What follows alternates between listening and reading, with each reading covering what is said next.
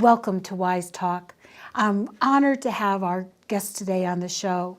I'd like to introduce you to Molly Carr, who is the founder of Project Music Heals Us. Molly, thank you so much for coming tonight. Thank you for having me. Tell me a little bit about your instrument and then introduce the rest of the people that are with you. Sure. So I am what is called a violist because I play the viola. And I have next to me... My name is Andrew Jans. I'm a cellist. I play the cello. My name's Trisha Park, and I'm a violinist because I play the violin. And my name is Miki Cloud, and I am also a violinist, and I also play the violin. Great, great. Now we're looking forward to hearing the music that you're going to be doing for us later on. But can you tell me a little bit about what is Project Music Heals Us? Yes, so Project Music Heals Us is a nonprofit which brings free classical music concerts into any space that the residents would have a really tough time getting to a concert. So this means nursing homes, hospices, hospitals, prisons, of which this quartet here, the Solera Quartet, is the prison outreach residency quartet for Project Music Heals Us. And yeah, basically Project Music Heals Us, it just goes into every place that we possibly can to bring, we hope, joy and music. Sounds great to me. Now you have some pictures that we're going to show. Now the first picture, if I remember correctly, is a picture of a situation, a very formal situation. Is that correct?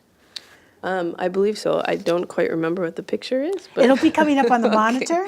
Okay. But so it's a picture that it's a very, if I remember, it's a very formal situation. Yes. So what you're seeing right now is a very fancy picture of the Solera Quartet in a formal concert. So in Project Music Heals Us, we have two different kinds of concerts. We have the free concerts that we take into, as I said, nursing homes and hospitals, etc. But then we also always have what we call the formal concerts, which are concerts in churches along the shoreline. Well, we have some more pictures. You mentioned nursing homes, so Yes. that we'll see that picture in a half a second. That'll come up on the monitor.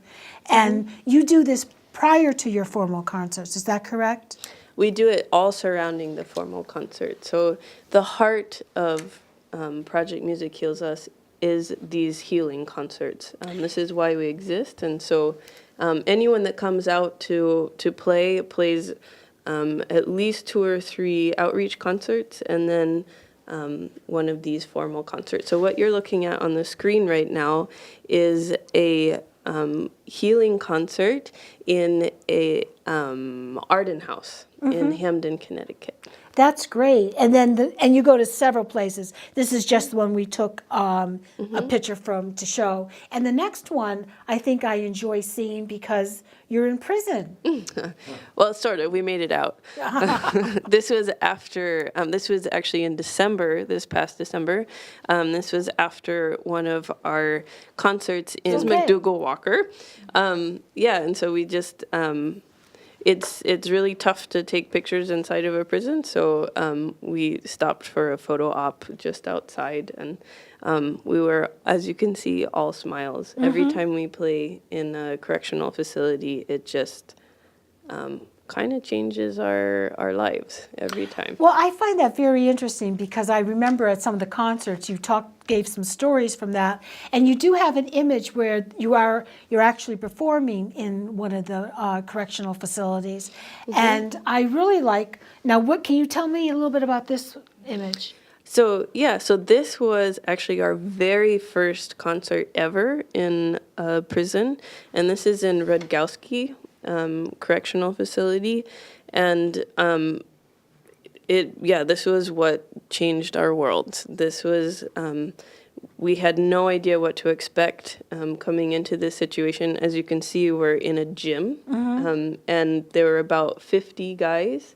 all in these same green chairs, which, by the way, are in every single prison throughout, I don't know, all of Connecticut and California and New York. They all have the same chairs.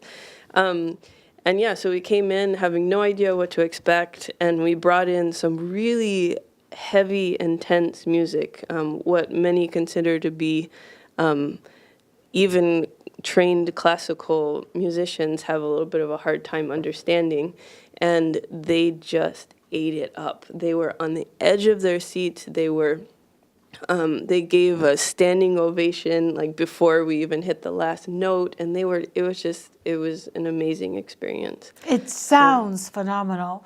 And you have the last picture that we're going to show is very, very interesting. I understand it's art that one of the inmates drew, and is it an original poem?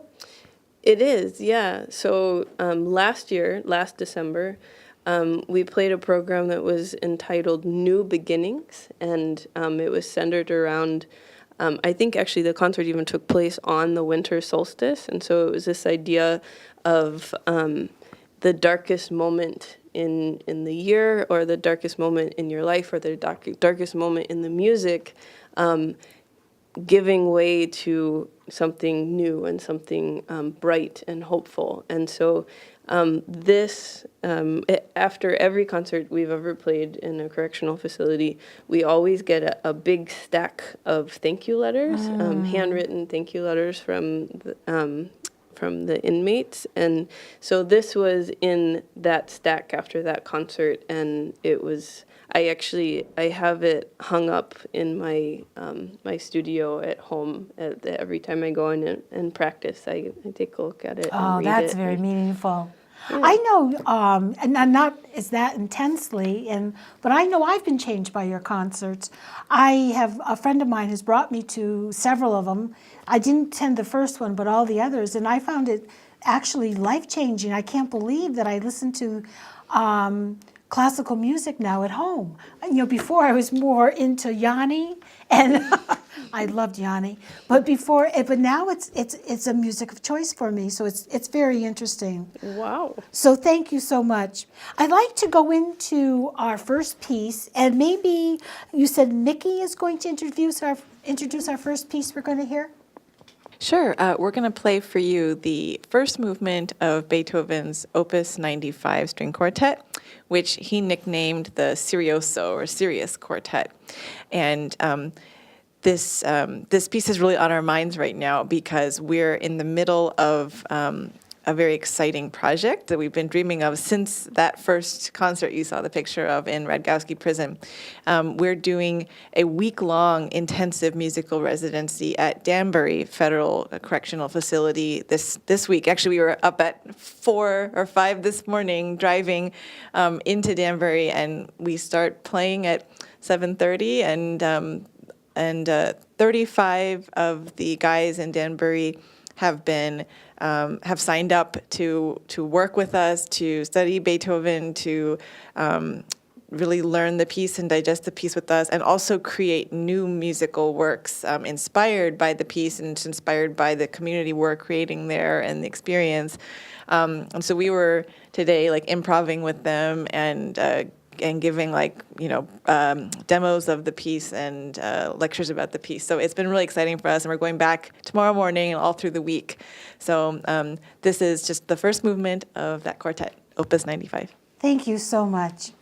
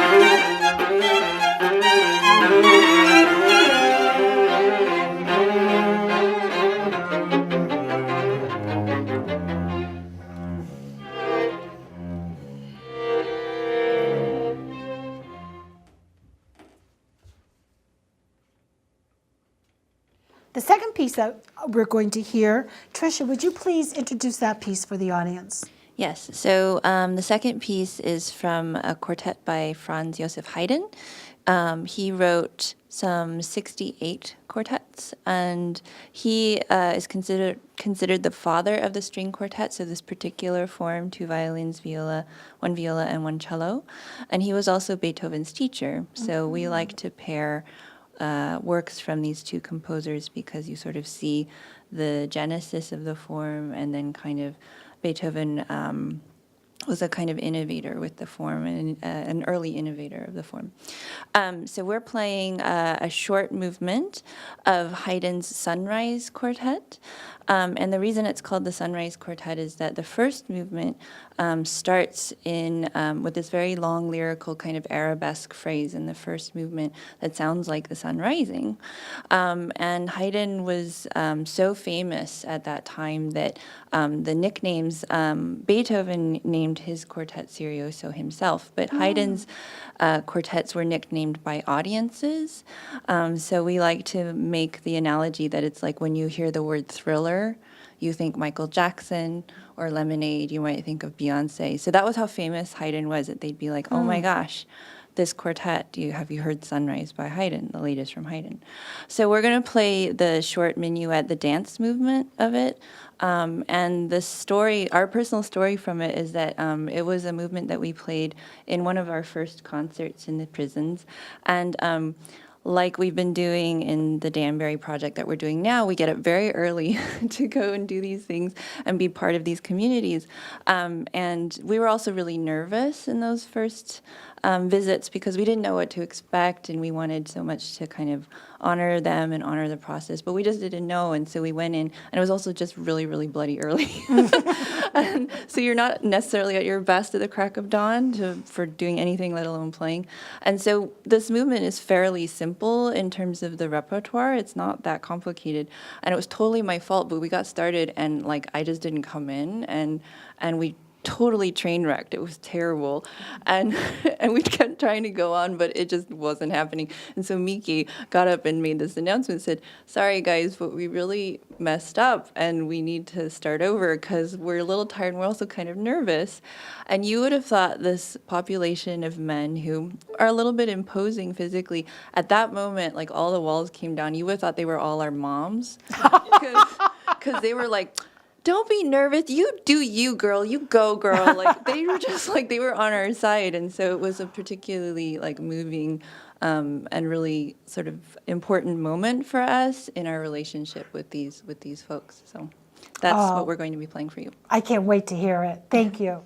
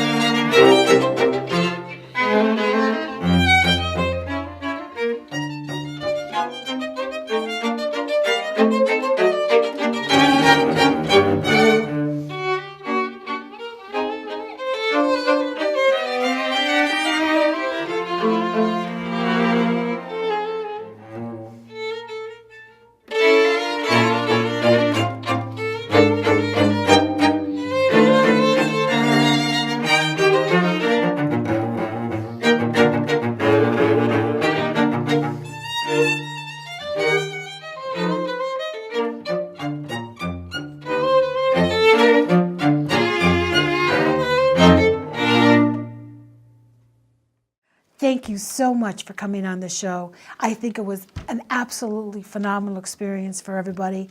Molly, you and the project Music Heals Us is wonderful. And Andrew, could you just give us your contact information, please? Absolutely. If you're interested in coming to a concert, you can find us at projectmusichealsus.com.